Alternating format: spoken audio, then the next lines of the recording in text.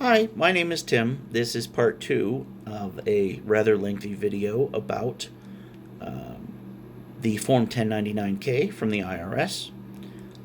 As I mentioned in part one, I am not an accountant, a tax professional, an attorney, or anyone else who can offer official advice.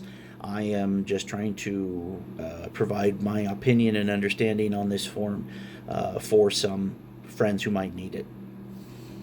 So we were talking about the Form 1099-K, which you will receive from a payer settlement organization, a PSE, payment settlement entity, such as PayPal. If they have withheld some income tax on your behalf and sent it to the IRS, that will be listed in box 4. But I would be very, very surprised if that happens. That probably will be 0. At the bottom right of the form, there is something similar for the state that you live in. If they have withheld any tax and sent it to the state on your behalf, they will list the state, their tax ID number within that state, and the amount of money that was withheld. That is almost certainly going to be 0, because that's not part of what PayPal does. When you are an employee working for an employer, they hold a certain amount of money out of your check and send it to the IRS and to the state that you work in order to prepay some of these things. And But that's not something that happens when you're an independent contractor or an independent small business, such as someone who would get this form from PayPal or another 1099, for example, the 1099 MISC for the consulting work that I used to do. So that's the form there. So let's kind of summarize what we've talked about. If you receive payments through PayPal, Amazon, eBay, etc., they will have to start sending you a Form 1099-K, which lists the amount, who they are, and the amount of money they processed in transactions for you. This doesn't take effect until next year, 2022. And by that, it means it starts for sales that you make January 1st of 2022.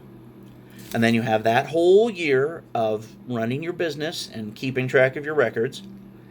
And then by the end of January of 2023, PayPal or a similar entity will have sent you a copy of this form in the mail.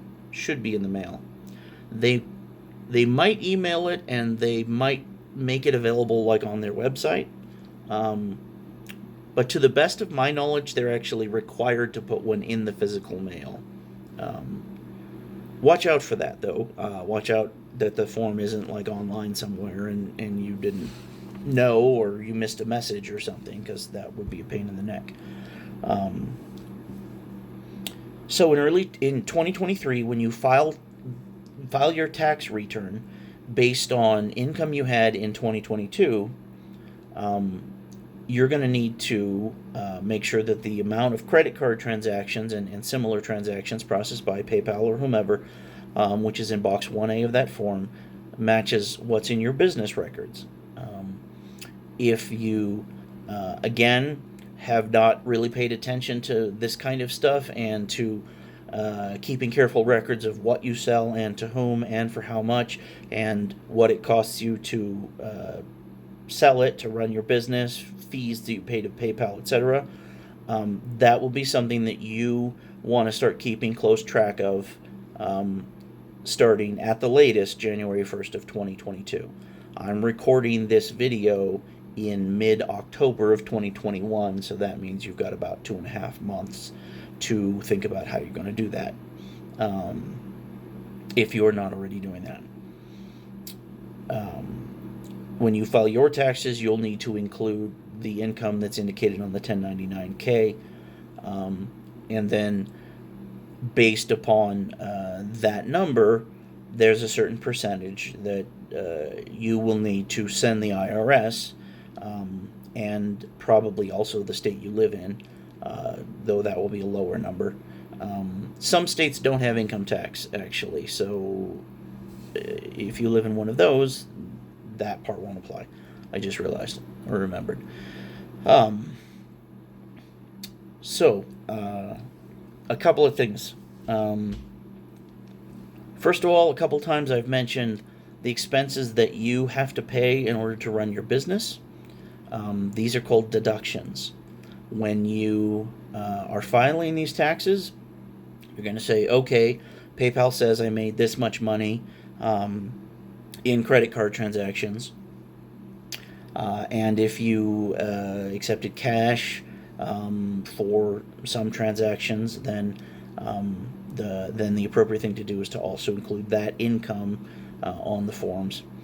But this is all the money I had to pay to run my business, and so those are called deductions, and there will be space for you to put that on the form or on a special schedule, which is just an additional paper they put onto the form. Let me mention that I use TurboTax. I have something very similar to this situation because I used to do this consulting work, and I was an independent consultant and all this stuff. And I got a 1099. It was a 1099 miscellaneous, which is a slightly different form, but it has a similar purpose. And so I've used TurboTax for years. I usually have to pay about $100 to get the not basic free version, and then it's usually, I probably want to say, like $80 to actually send the filing. So it's a couple $100. That's a business expense for tax preparation that you actually can list, though you'll have to list it in the following year's stuff. But first of all, the cost of acquiring your inventory, right? If you're selling things, you have to have gotten them from somewhere. Whatever you paid to get them, that's a deduction. It's not a simple subtraction. So if based on your income, you're supposed to send the government $5,000, and you say, well, look, I spent $4,000 buying things that I was going to sell, it doesn't mean you just owe $1,000. There are all kinds of rules about this stuff, but you want to deduct every legitimate business expense that you can. So again, that's your inventory. If you have a certain space set aside as your home office, and that is the only thing it's used for, is as your home office, then you can deduct essentially the cost of that space. If it's, let's say it's 20% of your house, because you have a house with about 5 rooms and one of them is set aside for your business, so 20% of your mortgage or 20% of your rent would become a deductible amount. Also, 20% of the utilities for your house, for example. If you actually rent business space somewhere for your stuff, then that would be deductible. But if you're that fancy, you're probably a corporation, and you probably have an accountant who you need to talk to rather than me. But for independent type folks, selling a few things on the internet, if you have a storage unit for your stuff, for your inventory, that you pay for or something like that, then that would be a deductible expense. If you bought office furniture this year, if you bought a computer this year that's primarily or entirely used to run your business, if you bought a car specifically to run your business, now that would be a little weird, but it's possible. That would be a thing. Or if a car that you owned was used for your business a certain percentage of the time, then there's like a standardized deduction you can take, or you can actually count the mileage that you, the actual miles that you used driving around for your business. So if your business is something that requires you to drive around, and this also is going to apply to like people who drive for Uber and Lyft and DoorDash and all those delivery type services, this is going to apply to them. So they will want to, and you may want to, keep specific track of the miles that you drive for your business. If you have to go to the post office to mail things that you've sold on the internet, that trip to the post office is miles that you can deduct. It may not be a lot, but you might as well keep every penny that you can legitimately, rather than sending the government extra. Unless you're feeling really nice. I mean, there's a box for I want to send extra, but I'm just going to assume that you want to keep your money. If you sell things on the internet, you probably mail them to people. So you have to purchase mailing supplies such as tape, envelopes, small boxes, big boxes, whatever it may be. The cost of purchasing those things counts. The cost of postage counts and is deductible. And if you're selling things on the internet and mailing them out all over the place, postage is going to be a significant amount of your cost.